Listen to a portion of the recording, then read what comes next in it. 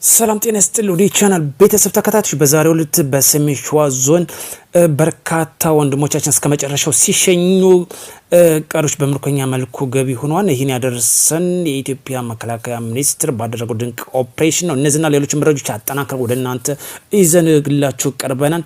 ከዛ በፊት ግን አንድ የተመለከቱን በዘመነ ካሴ ስለ 1446ኛው ኢድ አል አድሃ ያረፋ በዓል እንኳን በሰላም አደረሳችሁ የሚል መልእክት አስተላልፏል። ይህን በስርዓት አስምራችሁ ያዙልኝ። እንኳን በሰላም አደረሳችሁ የሚለው መልእክት እንኳን በሰላም ስለ ሰላም ነው ትልቁ ነገር መናገር የምፈልገው። ይህ ሰው ስለ ሰላም እንኳን አደረሳችሁ ለማለት ሰላማዊ ሰው ነው ወይ የሚለው ጥያቄ ግድ ማስመራችን አይቀሬ ነው። ምክንያቱም ስለ ሰላም በክርስትና፣ በእስልምና፣ በፕሮቴስታንት ቢሆን በካቶሊክ ማንኛውም ሃይማኖት ተከታዮች ስለ ሰላም በጽኖት ያስተምራል። ነገር ግን ተግባራዊ የሚያደርገው ስንቶቻችን የሚለው ለራሳችን ጥያቄውን ተውና አዚጋ ወደ ዋናው ጉዳይ ስመለስ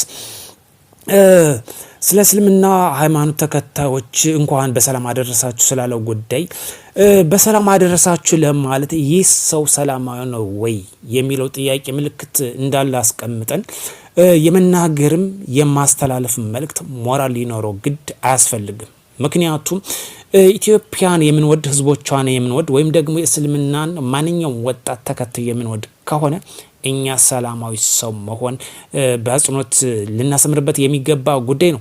ምክንያቱም ስለ ሰላም ለማውራት በፊት እኛ ሰላማዊ ሰው ሆነን በሰላም ሰዎችን መታደግ መቻል አለብን። ነገር ግን ይህ ሰው እንደ መግቢያ እንደተመለከት ነው ስንት ወጣትና ስንት ክልሉ ቀውስ የገባበትን ባንድም በሌላም ለመናገር እጅግ ቤት ይቆጥረው።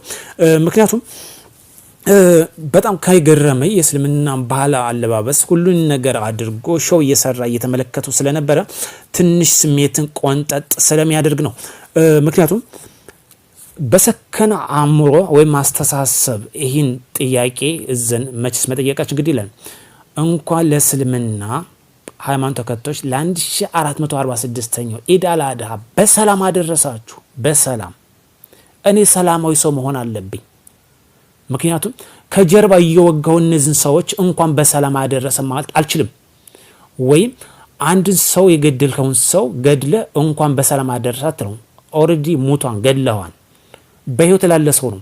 ይህ ሰው ግን በእጁ እንደዚህ አይነት እያደረገ ያለ ሰው ነው። አይህ ለቀሪ ከዚህ የተረፉት ሰዎች ነው አይደል? እንደዚህ ያለ የሚገርም ነው። ስለዚህኛው ውድ ኢትዮጵያውያንና ትውልደ ኢትዮጵያውያን ባለም ዳርቻ ያላችሁ ሁሉ ሀገራችሁን የምትወዱ ሰዎች እንኳን አደረሰ ለማለት አንተ ሰላማዊ ሰው መሆን አለብህ። ስለ ሰላም መቆም አለብን። እኛ እኮ ታሪክ ጠግበን አድገናል። በትምህርት በምን ሂስትሪ እናውቃለን፣ ተምረናል። ከኤሌመንታሪ እስከ ሃይ ስኩል ድረስ፣ ከሃይ ስኩል እስከ ከፍተኛ ትምህርት ተቋም ድረስ አይተናል። ስለዚህ እኛ አፍሪካኖች እስካሁን ድረስ ከብሔር ከጎሳ ግጭት አዙርት ያልወጣን ቀይ ግዛት በፊትኛ ሀገር እስከ ሀገርና በስንባል ላይ ነበር። ካሁን የቤት ስራችን በጎሳ በብሔር በዛ የቤት ስራችን እስካሁን ድረስ አላለቀም። ለምንድን ነው እስካሁን ድረስ እኔ ፋኖ እኔ ሸኔ እኔ ህዋት አይጠቅማንም? በፍጹም ስለማይጠቅመን ነው። ይሄ ሪያሊቲ ነው። ምክንያቱም ሰበብ ብዙ አይነት ሰበብ ይኖር ይችላል። ተጸርቶ የማያልቅ ቆሻሻ ከሀገራችን ውስጥ በብሔር የተበከለ በሽታ አለ። ያን ደግሞ መርሳት ብቻ ነው የሚያስፈልገው እንጂ ብሔር እየቆጠርን አይደለም። ስለዚህ ሰው መናገርም አይችልም። ለምሳሌ ደብረጽዮን አይችልም፣ ሞራልም ሊኖረው አይችልም። ምክንያቱም እንኳን በሰላም አደርስ የማለት ሞራል ሊኖረው አይችልም። የፋኖ መሪ ማለት አይችልም። የሸኔም ራሱ ቢሆን ማለት አይችልም። ያነዛ ሰዎች ሰላማዊ ሰዎች እስካልሆኑ ድረስ ምክንያቱም ከጀርባ እየወጋ አንድ ሰው ሰላማዊ ሰው ነው ማለት አንችልም። ስለዚህ ውድ ኢትዮጵያውያን ሰላማዊ ሰው መሆን በአጽንኦት ማስመር አለብን። ከዛ በፊት ከመናገር ራስ አክሽን አድራጊ መሆን አለብን። ወደ ጉዳያችን እንመለስና በሰሜን ሸዋ ዞን ሜዳ ወረሞ ወረዳ በሬማ ተብሎ በሚታወቀው ቀበሌ ማለት ነው። ሜዳ ወረሞ ወረም በሬማ ቀበሌ ተብሎ በሚታወቀውና እንዲሁም አፈር ባይኔ ወይ ብላ ቀበሌ ተብሎ በሚታወቁ በሁለቱ ቀበሌዎች በተደረገ ድንቅ ኦፕሬሽን በርካቶች ሲሸኙ ከነዚህ ምርኮኛ የሆኑትን ልንገራችሁ። በስም ዝርዝር ነው የደረሰ። አያልቅበት ጋሻው፣ ጉባው መሐመድ፣ አረጋ ተፈራ፣ ግዛቸው ጉልት፣ ታመነ ክብት እና ስብስብ ሀቢብ እንዲሁም በመጨረሻ አባስ ብር ሙስጠፋ ተብለው የሚታወቁ ወንድሞች በምርኮኝነት ገቢ ሆኗል። ስለዚህ እንኳን በሰላም ለምርኮኝነት አበቃችሁ። ምክንያቱም ከነ ህይወታቸው ወደ ሰላም እንግዲህ ታድሱ ተሰጥቷቸው እንግዲህ ሀገራቸው እንደሚያገለግሉ ተስፋ ይደረጋል። ስለ ሰላም እዚህ ሁሉ ቅድሚያ ብንሰጥ ለዚህ ሁሉ ድርጊት አንገባም ማለት ነው። ኢትዮጵያ ለዘላለም ሰላም ትሆን። የሚያስፈልገን ሰላም ነው። መልበስ ያለብን ሰላም ነው። ቅድሚያ ልንሰጠው የሚገባ ምክንያቱም በዓለም ደረጃ ትልቁ ሚና ከሚጫወቱ አንዱ ፒስ ብለው ከሚያስተምሩት ትምህርት ነው። እኛ ግን ይህን ወደ ተግባር ውስጥ ማውረድ አቅቶናል። ስለዚህ ቢያንስ ፖለቲከኞችን ትተን ሁላችንም ሃይማኖቱ የሚያስተምረንን ተግባራዊ እናድርግ። አንተ ለዘላለም በመሬት ላይ ጸንታ አትቆምም፣ እንደ ሐውልት አትቆምም። ምክንያቱም የሰው ደም በእጅ ፈሶ አትሙት። በቃ ይሄን ነው የምመክረህ። ምክንያቱም ስለ ዘመን እያየሁ ነበር። እንቅጩን የሚከተለውን ሃይማኖት 0.011 አይከተልም።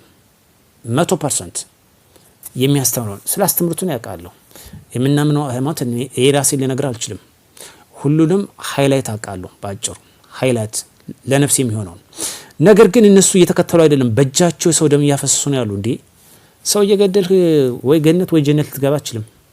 ይህ ግልጽ ነው። ስለዚህ ኢትዮጵያ የሚያስፈልጋት አሁን ሰላሙን መስራት ነው ያለብን። እጅ ለእጅ ተያይዘን ክርስትናው፣ እስልምናው፣ ፕሮቴስታንቱም፣ ካቶሊኩም ማንኛውም ኢብን እንኳን ለምን እንጨት አታመልክም? እኛ እጅ ለእጅ ተያይዘን ኢትዮጵያ ማልማት ማገንባት እንፈልግ። ስለዚህ ደግሞ ትልቁ ሚና የሚጫወተው ሰላም የሚባል ንጉስ አለ። እሱን መልበስ አለብን። በቃ ሰላም ነው ኢትዮጵያ። በቃ ታላቅ ሀገር የምትሆነው ሰላም የሚባለውን ስለብስ ነው። ማንም ይምራን ማን ሰላም የሚባል ንጉስ በኢትዮጵያ ላይ ካለ በቃ መኖር እንችላለን፣ ማደግ እንችላለን። ማንም ይምራን ማን ከየትም ይምጣ ከየት እሱ አይመለከተንም። ለዚህ ደግሞ መንግስት ነው የሚለው ሰበብ አይደለም። እንነጋገር እንደራደር ካለ መቀበል አለብን። ከዛ በኋላ መንግስት ማውቀስ እንችላለን። ይሄ የመጀመሪያው ፕራዮሪቲ ነው። አሁን መንግስት እንነጋገር እንደራደር ካለ ይሄን ከተደራደረ በኋላ መንግስት እንኳን ጥፋት ካለ ዘባል ማውቀስ እንችላለን። ኢቭን ለእያንዳንዱ ለሚፈጠሩ ተግባራት እኔ ዲቴል አውቃለሁ። ለምሳሌ ወለጋ ላይ በግፍ የተገደሉት አማሮች አሉ። በትክክል በግፍ ተገድለዋል። ለምሳሌ ወይ ጎጃም ወይ ሸዋ ላይ ኦሮሞች አሁን በፋኑ በግፍ ቢገደሉ ይሄ ወደ አማራ ህዝብ ማዞር አለበት ወይ? የለበትም። ያን ያደረገው ሸኔ ነው። ደግሞ በፍጹም ሙሉ ኦሮሞ መውቀስ የለብን ብዬ አምናለሁ። ይህ ታጣቂ ቡድን አደረገው። በግፍ ነው የተገደሉት። አሁን ፋኑ ለምሳሌ አላደረገም፣ ግን ቢያደርግ እንኳን እስካሁን ያደረገው የለም፣ አላየሁም። እንደዚህ እንደ ወለጋ ላይ የተገደሉት አሁን ጎጃም ላይ ለምሳሌ ወለጋ ላይ የተደረገውን በግፍ ኦሮሞችን አዚ ቢያደርግ የአማራ ህዝብ መወቀስ የለበትም። ታጣቂ ቡድኖች ያደረጉት ጉዳይ ነው። በዛ አይነት ብንረዳው መልካም ነው እንጂ ሙሉን በጅምላ ኢትዮጵያውን መወቀስ ተገቢ አይደለም ብዬ አምናለሁ። ወደ ቻናል ቤተሰቦች በሌላ ቪዲዮ ስንገናኝ መልካም በዓል ይሁንላችሁ ለእስልምና ተከታዮች፣ እንዲሁም ሰላም ምሽት ይሁንላችሁ ለውድ ኢትዮጵያውያንና ኢትዮጵያውያን።